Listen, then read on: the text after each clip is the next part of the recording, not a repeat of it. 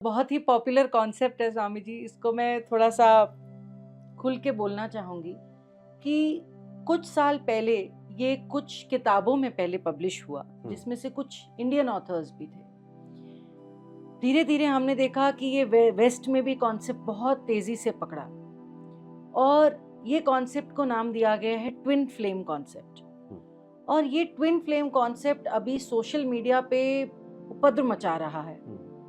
इसके कारण बहुत साइड इफ़ेक्ट्स भी हो रहे हैं सोसाइटी में। कहा यह जा रहा है, ये कॉन्सेप्ट ये कहता है कि एक जीवात्मा की आध्यात्मिक यात्रा के प्रारंभ में उसे विभाजित किया जाता है दो भागों में। एक भाग है डिवाइन फेमिनिन और दूसरा है डिवाइन मैस्कुलिन। और ये दोनों फिर अपनी आध्यात्मिक यात्रा शुरू करते हैं। कभी डिवाइन फेमिनिन आगे होती है स्पिरिचुअल प्रोग्रेस में, कभी डिवाइन मैस्कुलिन, और ये एक इनका एक प्ले चलता रहता है, खींचना। डिवाइन फेमिनिन जो होती है वो डिवाइन मैस्कुलिन की तरफ अट्रैक्ट होती है, डिवाइन मैस्कुलिन दूर भागता है। बहुत लंबा है स्वामी जी। अब इससे क्या हो रहा है कि बहुत सारे लोग एक्सप्लॉइट हो रहे हैं एट द हैंड्स ऑफ ये जो न्यू एज हमारे हीलर्स हैं आजकल, कई जो पोज कर रहे हैं, जैसे आपने कहा रोल प्ले, कि दूसरों को हम समझाने चले। तो इससे ये हो रहा है कि बहुत सारे लोग अपने खुशहाल मैरिजेस को छोड़ के बाहर अपना डिवाइन फेमिनिन और डिवाइन मैस्कुलिन ढूंढ रहे हैं, जिसकी वजह से बहुत सी अच्छे बसे बसाए परिवार घर टूट रहे हैं। इसलिए स्वामी जी, इस संदर्भ में मेरा प्रश्न ये है, सिर्फ इतना ही है कि क्या एक जीवात्मा अपने आप में पूरी होती है? प्लीज हमारा मार्गदर्शन करें। बहुत सारे बच्चे इसको है ना थोड़ा गहराई से समझना होगा कि ये जो ट्विन फ्लेम वाला जो कॉन्सेप्ट चला है, पहले तो आप ही बताओ कि ये ट्विन फ्लेम वाला कॉन्सेप्ट चाहिए क्यों? भोगने के लिए चाहिए?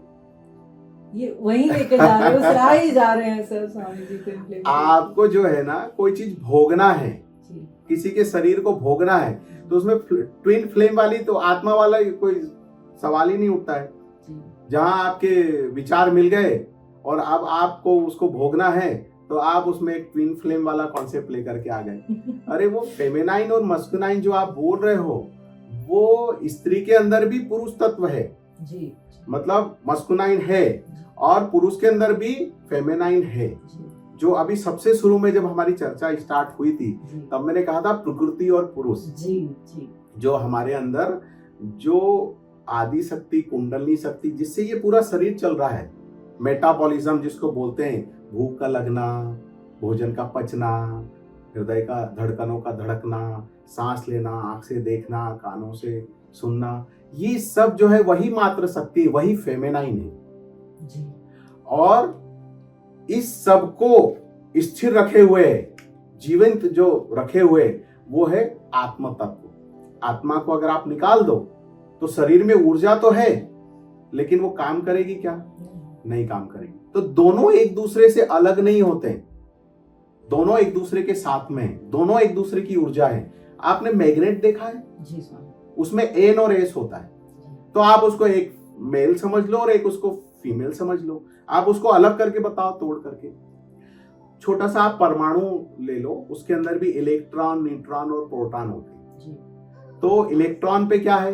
ऋण आवेश, और प्रोटॉन पर क्या है? धन आवेश। तो जो इलेक्ट्रॉन है, आप उसको फेमिनाइन एनर्जी समझ लो, प्रकृति, जिससे प्रकृति गति कर रही है, पूरे टाइम चल रही है, परिवर्तनशील है। और जो प्रोटॉन है उसको मस्कुलाइन आप समझ लो, ठीक है। तो अब ये काफी भ्रम जाल है अलग अलग तरह से। अब आप अपनी वासनाओं, इच्छाओं और कामनाओं को पूर्ति करने के लिए, पूरा करने के लिए आप तो कुछ भी चीजों को शब्दों से ओढ़ आड़ करके आप बना दो कि ये 2 आत्माएं, 4 आत्माएं, 5 आत्माएं हैं। सगुण और निर्गुण द्वैत भाव जो कहा है कि दो तब तक है जब तक आप और परमात्मा है, तो ये द्वैत भाव है जी। तू और मैं है, तो ये द्वैत भाव जी। अब मैं हूं ही नहीं, तू ही है, या तू नहीं है मैं ही हूं, ऐसे आप ले लो या ऐसे आप ले लो, या परमात्मा ही है और कुछ नहीं है, या मैं ही हूं और कुछ नहीं। तब वो कहा ना अहम ब्रह्मास्मि, वो अवस्था है। ये शब्द ओढ़ करके अहम ब्रह्मास्मि करने लग जाओगे तो फिर रावण ही बन जाओगे आप। वो अवस्था है अहम ब्रह्मास्मि। उस अवस्था में जब चला जाता है तब वो कहता है कि अहम ब्रह्मास्मि, जान लिया मैंने। अब जान लिया मतलब मेरे अलावा कुछ है ही नहीं, तो जब मेरे अलावा कुछ है नहीं तो किसके सामने मैं सिद्ध करूं? सर्वत्र ब्रह्म है, सब जगह मैं ही हूं, तुझ में भी मैं ही हूं, तुझ में भी मैं ही हूं, तुझ में भी मैं ही हूं। अब इसी को भक्ति मार्ग में आप लेकर के आ जाओ। भक्ति मार्ग में लेकर के आ गए तो मुझ में भी तू है, तुझ में भी तू है, इसमें भी तू है, इसमें भी तू है जी। और प्रेम मार्ग में आ गए, समर्पण ही हो गया, तो न तू है न मैं हूं, सर्वत्र वही है, परम आनंद है। ये सब जो है ना अवस्थाएं हैं, और इन अवस्थाओं को, इन स्थितियों को आप शब्दों में नहीं बांध सकते, शब्दों में परिभाषित नहीं कर सकते। फिर क्या होता है, बड़े बड़े शब्दों के नाम दे देते, आत्मा, परमात्मा, भक्ति, प्रेम, और फिर ये शब्द पढ़ पढ़ के आप कुछ अलग तरह से ओढ़ते हो, कुछ अलग तरह से आप उनको बनाते हो, और फिर अलग तरह से बोलना चालू कर देते हो। अभी आप ही अंदर से क्लियर नहीं हुए हो, और शब्द ओढ़ ओढ़ करके शब्द ही आप बांट रहे हो, तो क्या होने वाला है?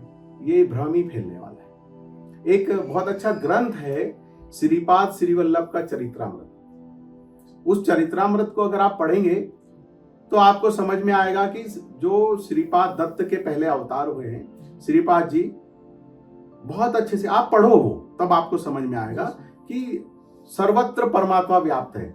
वो एक आत्मा कई जगह जन्म ले सकती है। अब एक ही आत्मा, वहां पे फेमिनाइन मस्कुलाइन वाली बात ही नहीं है। एक ही व्यक्ति की आत्मा कई जगह जन्म ली हुई, एक ही टाइम पे, एक ही समय में जी। तो ये क्या है, ये आप पढ़ो तब आपको बात समझ में आएगी। जी सर।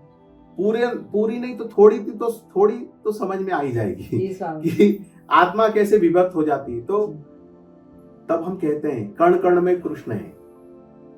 तो कण कण में कृष्ण है मतलब पूरे ब्रह्मांड में कृष्ण कृष्ण कृष्ण कृष्ण कृष्ण कृष्ण कृष्ण है। और फिर कहा रोम रोम में राम है, मतलब रोम रोम रोम रोम रोम रोम, हर रोम में राम है। तो इतने राम कैसे हो गए?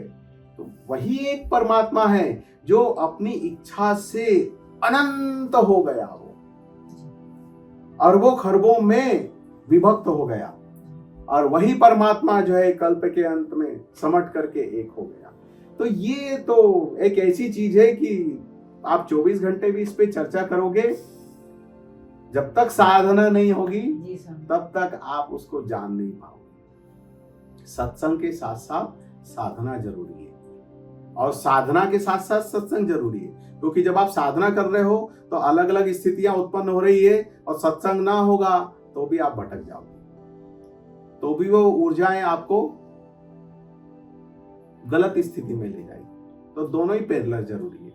तो आप समझ गए कि ये ट्विन फ्लेम वाला ये क्या चक्कर है। ये भोगवादी लोगों ने उसको ऐसा बना दिया कि जब आप किसी के बहुत ज्यादा प्रेम में होते हो ना, तो फिर वो जो वो बोले उसका, कैसे मैं उसको कहूं कि वो जो कुछ भी कहे उसकी सब बात अच्छी लगती है जी। वो अब ये आपका पॉडकास्ट चल रहा है, ऐसा बोलना नहीं चाहिए। जब आप किसी से प्यार करते हो तो उसकी पाद में से भी खुशबू आने लग जाती है और जब आप किसी से नफरत करते हो तो उसके गुण भी आपको चुभने लग जाते हैं। तो बस इतना ही है, इससे ज्यादा और मैं क्या कहूँ। तो आप जब आप उसमें फंस गए हो तो फिर उसकी हर चीज में आपको अच्छाइयां नजर आती है, फिर आप कहते ये मेरी आत्मा है, ये तो हम ट्विन हैं। अबे ट्विन क्या है सभी, अरे मैं भी तुम्हारा ट्विन हूँ, आप भी मेरे ट्विन हैं। जिस माता पिता से जन्मे वो भी ट्विन है। कहीं ना कहीं वो जीन्स और जेनेटिकली सारी चीजें मिलती है। आप एक आम के पेड़ को आप देख लो, वो गोही है, उसको आप जमीन में लगाते हो।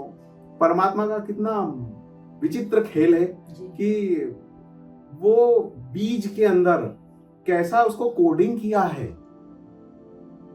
उस विराट सत्ता ने, कि उसी मिट्टी में आप लगाते हो, एक नीम की निंबोली लगाते हो, एक चना उसके अंदर लगाते हो, एक फल्ली दाना आप उसके अंदर लगाते हो, वही मिट्टी है। लेकिन जब वो उगता है तो उसका आकार, विकार, प्रकार, सब टेस्ट अलग होता है। नीम, उसकी पत्ती खाओगे कड़वी जी। आप अपने घर का ही नल का पानी दे रहे हो, वही मिट्टी आप खोद करके ले आए बाहर से, वही मिट्टी गमले में आपने लगाया हुआ है, आपने उसमें गन्ना लगा दिया वो मीठा है, इमली नीम लगा दिया तो कड़वी है, इमली लगा दी तो खट्टी, नींबू लगा दी तो खट्टा टेस्ट आ रहा है, गुलाब लगा लिया तो खुशबू आ रहा है। अब वो है क्या? वो सूर्य का प्रकाश, पानी और मिट्टी, ये तीन ही चीजें थी। सतोगुण, रजोगुण, तमोगुण, वात, पित्त और कफ, शरीर जो चल रहा है, ये तीन ही है। अब उसने भूमि से सूर्य के प्रकाश में वो पौधे ने प्रकाश संश्लेषण की क्रिया की और क्लोरोफिल नामक प्लास्टिड की उपस्थिति में प्रकाश संश्लेषण की क्रिया की, भोजन बनाया और उससे उसका विकास हुआ। अब वो मिट्टी को आप खा करके देखो, वो मीठी लगती है क्या? मिट्टी को सूंघ करके देखो, क्या उसमें गुलाब की खुशबू आती है क्या? मिट्टी को खा के देखो, क्या वो कड़वी लगती है? मिट्टी का आप देखो, मिट्टी का अपना स्वाद है जी। मिट्टी के रंग वो उसका अपना है। लेकिन जब वो उसमें वो बीज आप बो देते हो तो वो बीज के अपनी उसकी परमात्मा की उसमें कोडिंग की हुई है, वो उसके अनुसार उसमें से उन्हीं तत्वों को खींचता है, उन तत्वों को खींचता है और वो जो है वो मीठा हो जाता है। वो उन तत्वों को खींचता है, वो गुलाब बन जाता है, खुशबू देता है। वो उसके अंदर जो गुण है उस गुण के अनुसार ही उन तत्वों को खींचता है, वो कड़वा हो जाता है। तो ऐसे ही जो है इस जगत में जीव हैं, अलग अलग तरह के भांति भांति के लोग हैं। हमारी बातें, हमारी चर्चा, हमारा सत्संग सुन करके बहुत से लोग आनंद भी मनाएंगे जी स्वामी, और बहुत से लोग चिढ़ेंगे भी बहुत से लोग गालियां भी देंगे। तो ये उनके स्वभाव पे, उनके जीन्स, उनका क्या कहेंगे आप, जेनेटिक जी है ना, जीन्स, उस पर डिपेंड करता है कि हमारी बातें उन पर क्या प्रभाव डालेंगी। तो बस यही है ट्विन फ्लेम की बात सुन करके हो सकता है बहुत से लोग चिढ़ भी जाएंगे, जो कहेंगे कि ये तो क्या फालतू बकवास चालू है और जो समझेंगे उसको उस गहराई से, तो आप समझेंगे सभी ट्विन फ्लेम है, सभी परमात्मा की इच्छा से इतने रूपों में बढ़ गए हैं, मित्र शत्रु भाई बहन बन गए हैं। और जिस दिन परमात्मा की इच्छा हो जाएगी तो सारा खेल समेट लेंगे, खींच लेंगे, हम सब परमात्मा में विलीन हो जाएंगे। वहां कौन मित्र और कौन शत्रु? यहाँ मित्र और शत्रु है, और मरने के बाद कहाँ जाते हैं? सभी एक ही भगवान के पास जाते हैं। यहाँ हमने अलग अलग कैटेगरी बना रखी, अंत में जाके तो उसी में विलीन हो जाएंगे। वही जो है बादल बन करके उठी सागर से और बरसी, आप उसको मेघ कहते हो, बादल बरसे जी। और अलग अलग, अब वो नाली, वो जो आपकी छत पे भी बरसा, छत से बरसा, गिरा कहाँ? नाली में। वो नाली गई बड़े नाले में, बड़ा नाला गया और बड़े नाले में, वो बड़ा नाला गया और बड़ी नाली में, नदी में, वो नदी गई बड़ी नदी में, वो नदी और बड़ी नदी में गई, और अंत में वो नदी कहाँ गई? समुद्र में, सागर में चली गई। बस यही खेल है। ऐसे लगता है भिन्न भिन्न दिखाई दे रहे हैं, पर जब उस अवस्था में आप चले जाओगे तो ये भिन्न भिन्न कुछ नहीं है, ये अनंत काल तक लगातार ऐसा ही चल रहा है। अब आप कहोगे गुरुजी सागर में मिल जाएंगे तो फिर दोबारा आएंगे क्या? दोबारा जो आएगा वो कोई और आएगा, वो तुम नहीं आओगे। आज गंगा हर क्षण हर पल सागर में मिल रही है जी। अब जो गंगा उधर से आ रही है, क्या ये वही गंगा है? नहीं, ये गंगा तो मिल गई सागर में। अब जो गंगा आ रही है वो दूसरा पानी बरस रहा है और वो गंगा बन रही है और बह रही है। तो कृष्ण विलीन हो गए उस परम सत्ता में, राम विलीन हो गए, सब विलीन हो गए। अब जो राम आ रहे हैं, वो कृष्ण आ रहे हैं, वो क्या है? वही परमात्मा उस रूप में आ रहे हैं। वो हर बार नया कृष्ण है, हर बार नया राम है, हर बार नई दुर्गा है, नया जगदीश है, नया प्रकाश है, नया दीपक है। तो ये एक खेल है। अब आप इसको खेल की तरह समझोगे तो इसका आनंद उठाओगे। अब आप इसको माया की तरह समझोगे, दुख की तरह समझोगे, समस्या की तरह समझोगे, तो फिर आप उड़ते रहो, कलपते रहो। आप इस सूत्र को जान लो कि वही नाली में है, वही जल नाली में है, वही बड़े नाले में, वही नदी में, वही सागर में, सब जगह एक ही वही परम सत्ता व्याप्त है, वही परमात्मा व्याप्त है। हम आगे वापस उस पे, उसके मूल पर अपना ध्यान केंद्रित करो। जो बाहर रूप दिखाई दे रहा है उसको ना देखो, उसके पीछे क्या काम कर रहा है उसको देखो। आप मुझे मत देखो, इसके पीछे कौन काम कर रहा है उसको देखो। आप भी उसको देखो और मैं भी उसको देख के आनंद ले रहा हूं। तो बात ही खत्म हो जाती है। एक डाल पे दो पंछी बैठा, कौन गुरु कौन चेला रे, उड़ जा हंस अकेला। या ये सब गुरु का रोल मिला है, गुरु शिष्य का रोल मिला है, शिष्य पर ना कोई शिष्य है ना कोई गुरु है, सब वही परमात्मा है। उसका मन हो गया तो अपने आप को पुजवा रहा है, और उसका मन हो गया तो वही अपने आप को पूज रहा है। सबके पीछे तो यही परमात्मा है।